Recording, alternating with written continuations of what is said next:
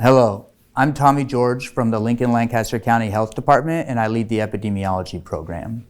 Even before our first case of COVID-19 was detected in Nebraska, our team at the local health department was preparing for our response. The approach focused on a unified command incident command structure, incorporating robust data to inform our partners and the public, along with interventions. Lancaster County is in southeast Nebraska. It has about 325,000 residents and includes the capital city of Lincoln. We have a large immigrant and refugee community, a centralized city-county governance structure, and diverse communities supported by a range of organizations. COVID-19 is currently at some of the lowest levels we've seen since testing access was severely limited early in the pandemic. Our first case was in March 2020, and the situation gradually worsened over time, with new situations requiring adaptive responses until a steady decline following the Omicron surge.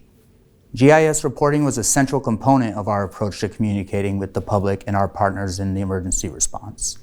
Our city information technology partners helped us develop a dashboard that could be shared with the community and adjusted over time as new information became available, alongside a daily situational summary and a hospitalization report shared with partners. Yesterday, we unveiled the COVID-19 risk dial that's now available on our website at covid19.lincoln.ne.gov. The COVID-19 risk dial was a major strategy implemented early on in the pandemic to help communicate risk to the public and incorporate guidance to help individuals minimize their risk. Our department was one of the first in the nation to deploy a risk dial, and many local health jurisdictions across Nebraska and the region used it.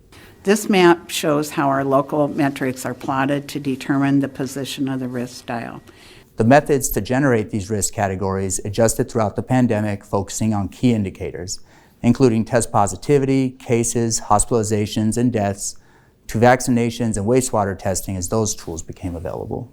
This risk dial was effectively used by our partners and the public to adjust their behaviors and practices, and most likely led to reduced transmission. In addition to the COVID-19 risk dial, our city and county leadership regularly communicated with as many partners as possible. This included school administrators, hospital administrators, local healthcare system stakeholders, the Unified Command Framework, and a range of other businesses and public partners, as well as local media. Early on, PPE shortages were a major issue.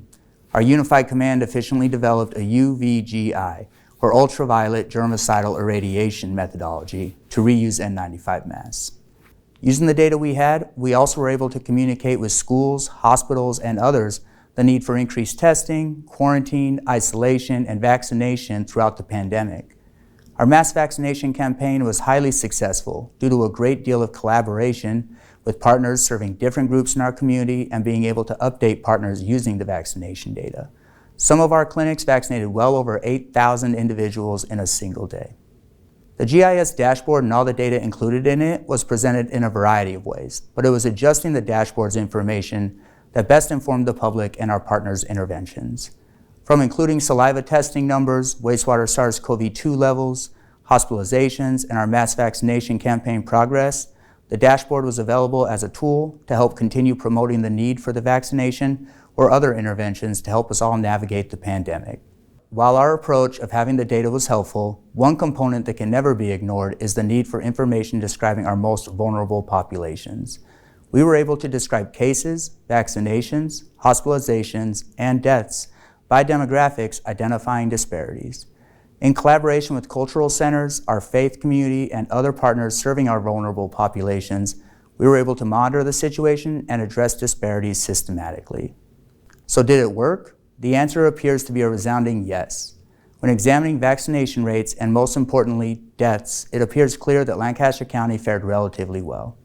Without our collaborative approach, robust communication strategy, and the central role of data in our approach, it's very possible that this could have been a different situation. Thank you for your time and for everything you did during the pandemic in your community. I hope this information was helpful. For more information, please contact me at tgeorge@lincoln.ne.gov.